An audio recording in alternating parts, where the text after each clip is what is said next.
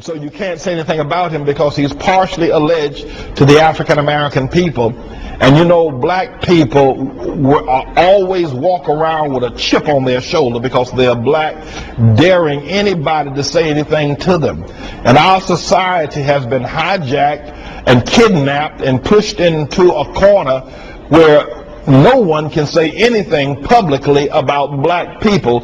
If you do, they call you a racist and a bigot.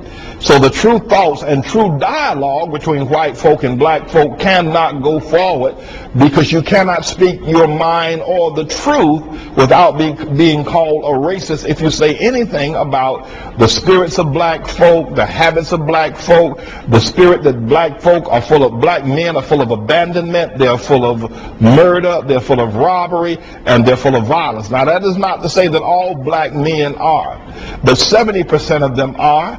70% of them desert their children. 70% of them don't marry the mothers that they father children through. 1.2 million of them are in prison. And this has nothing to do with white folk or slavery. So we can't have a true and meaningful dialogue about race in this nation, because if you say anything against black folk, you will be drummed out of town and out of church. So here's what I want to say to you as we go forward to fight this battle. The first thing we're going to have to do, you're going to have to do what I'm doing. You got to stand up and not be worried about popular opinion, of what people say about you, of what people think about you. Black people got a chip on their shoulder. If you want to knock it off, knock it off. Knock that chip right off their shoulders. I mean, they knock chips off of everybody else's shoulder. I mean, what is fair is fair.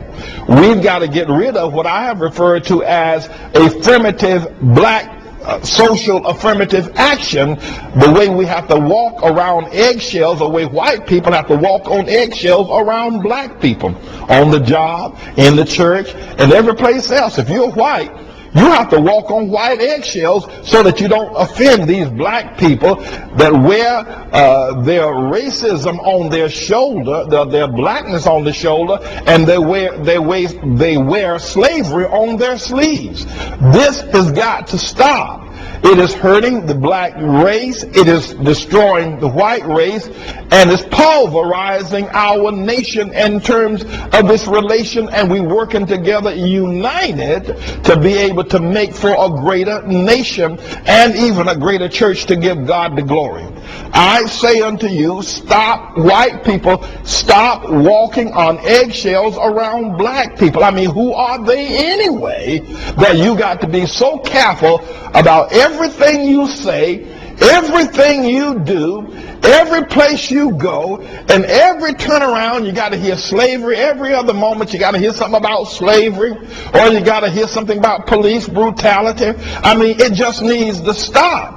And black folk are not going to stop lapping this up and pushing you into a corner and bribing you and making you act like a misfit while you're around them, and having you so glad that you're no longer in their presence. When you finally leave work or wherever else you are with them, you can finally relax and be yourself. This has got to stop, because it's destroying black people. It is giving them a false sense of security, making them think that they don't have to do anything to better their lives, that you are the cause of everything that's going wrong with them. Now, if you white folk are tired, if you're sick and tired of hearing black folk blame you for everything that's wrong with them, stop acting like you are wrong. You are the blame. You are the reason for everything that's wrong with black folk. You're not. So stop acting like it. Knock them chips off of those black folks' shoulders and knock that slavery off of their sleeves. And can an amen and a boom shakalaka go right there? Praise Almighty God. I'm Pastor James David Manning, and we're going to put an end to this mess going on here in America, and we're going to build a great nation of unity.